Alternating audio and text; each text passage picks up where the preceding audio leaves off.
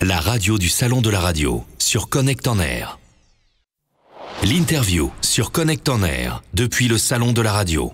Nouvelle invité pour la suite sur ce grand plateau. On enchaîne les invités. Il y en a beaucoup. Il faut à tout prix avant la fin de ce salon qu'on ait réussi à parler d'un maximum de choses qui concernent la radio. Notre nouvel invité. Oui, c'est Stéphane Naudin. Bonjour. Bonjour. Bonjour Stéphane. Bonjour. Alors venez nous présenter Saouti, effectivement. Tout à l'heure, on parlait de On Air, ce qui nous permet d'émettre sur le terrain avec une petite tablette, d'avoir un studio en petite tablette. Pour faire des délocalisations, par exemple. Des délocs, exactement. Là, vous proposez une solution de production, de diffusion et de partage aussi dans le cloud. Vous parlez de cloud. C'est le mot à la mode cette année, je trouve.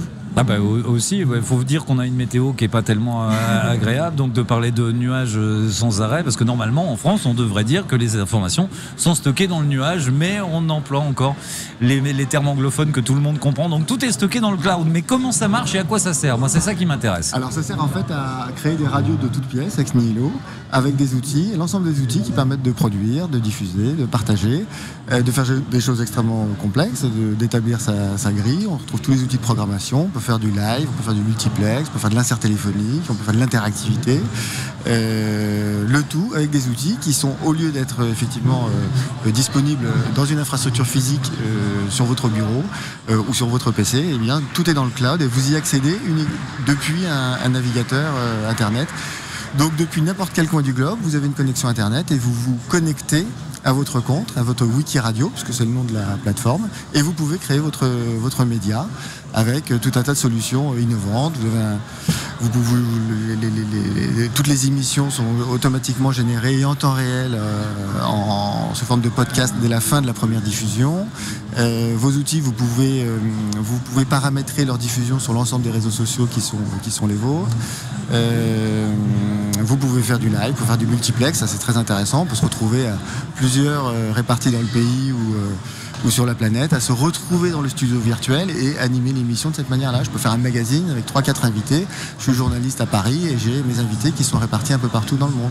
On a fait des émissions pour une de nos radios, donc les radios éditées par nos clients, parce que évidemment nous outillons des gens qui créent des radios, souvent des radios affinitaires, des radios métiers, des radios thématiques.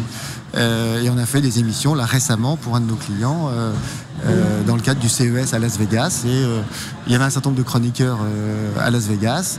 L'animatrice, la journaliste principale était elle située à Paris, ce qui est totalement imperceptible de la part des auditeurs qui ont l'impression que les gens sont dans le même studio. La qualité sonore est totalement homogène. J'ai pas trop de doutes sur la qualité sonore, mais moi la première question qui me vient à l'esprit, et il doit y avoir de la latence, c'est-à-dire un certain retard entre si je pose une question à quelqu'un qui est aux États-Unis, le temps que ça arrive là-bas et le temps que ça revienne, il doit quand même y avoir un petit laps de temps, non? Alors en l'occurrence, il y avait effectivement une micro-latence, mais qui était tout à fait gérable. Je ne suis pas le plus technique de la bande, donc je ne saurais pas vous dire exactement de quel ordre elle était, mais c'est 3 fois rien, et en France c'est rien, quoi. Souvent quand on voit par exemple même sur les télévisions nationales, on retrouve notre envoyé spécial, mais même si ça se passe à Paris, il est sur les Champs-Élysées, et là à ce moment-là on voit la personne qui est oui, je suis en direct. Alors, donc là, on peut imaginer que si on va à l'autre bout du monde, effectivement, il faut attendre 10 minutes avant la réponse. C'est le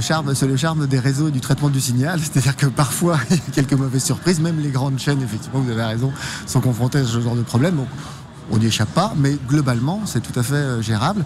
Il faut effectivement s'assurer d'avoir les bonnes connexions, les bons protocoles de communication au bon moment, pour pouvoir optimiser la qualité du déroulement de l'opération. Et puis de toute manière, plus le temps va passer, plus ça va s'améliorer. C'est ce que j'allais vous dire en fait, avec l'arrivée de la 5G, voilà. Mais nous on a pas mal on a des radios d'entreprise, on a des radios montées par des entrepreneurs qui adressent des thématiques bien précises dans le domaine du juridique, dans le domaine de l'immobilier, dans le domaine des médecines douces. Radio France Alzheimer, qui est la grande association nationale qui traite de la question d'Alzheimer, a ouvert une radio avec nous là depuis un peu plus d'1 an. Le groupe Ouest France, les grands médias s'y mettent également. On vient d'ouvrir la plateforme de podcast du groupe Ouest France, et donc ils produisent avec nos outils, et donc ils peuvent à la fois produire dans leur rédaction de manière extrêmement simple depuis leur navigateur, Et ils peuvent évidemment délocaliser les émissions et partir avec leur petit PC sous le bras, des bons micros, des bons casques, s'assurer qu'il y a une connexion Internet à l'endroit où ils se trouvent, et ils vont couvrir les événements en live s'ils le souhaitent, ou au contraire dans une logique plutôt différée. Et tous les organes de diffusion sont proposés avec la plateforme, c'est vraiment tout en un. Vous avez le site web, le site mobile, les applications mobiles.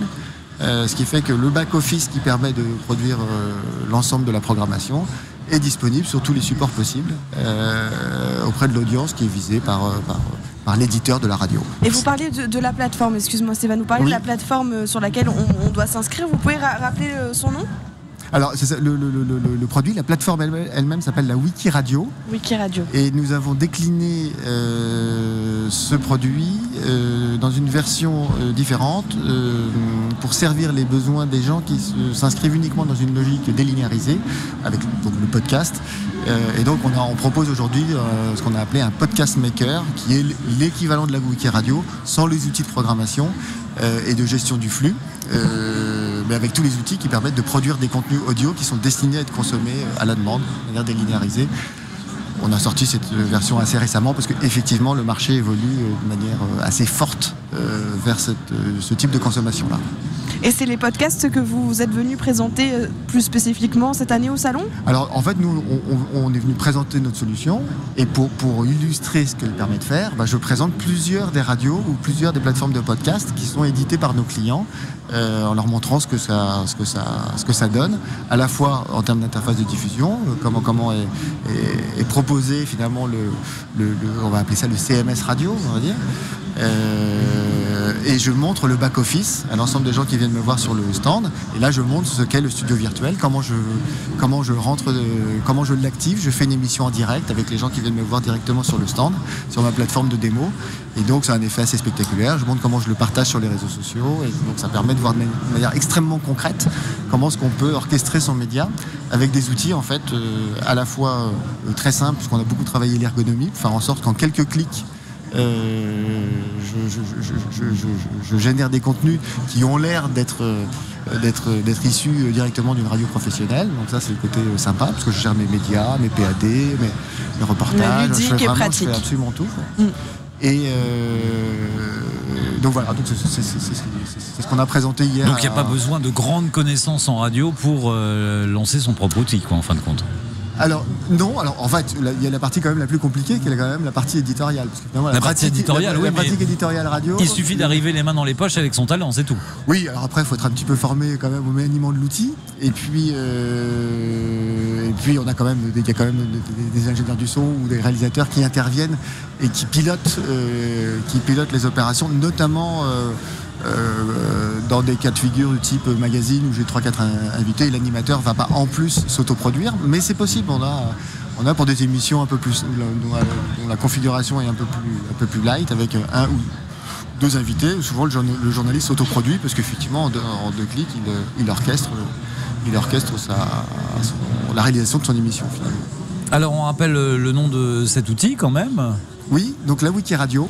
Oui, dans un premier temps. Édité par Saouti, voilà, qui est un éditeur de logiciels et on existe depuis une petite dizaine d'années maintenant. Tout ça vient de nous être très bien expliqué par Stéphane Nodin, qui est le directeur associé. Oui, voilà, je suis directeur commercial et je suis associé effectivement au fondateur de l'entreprise. Très bien, merci Stéphane pour toutes ces bonnes infos. Merci à vous. En direct de la Grande Halle de la Villette à Paris, pendant 3 jours. La radio du Salon de la Radio.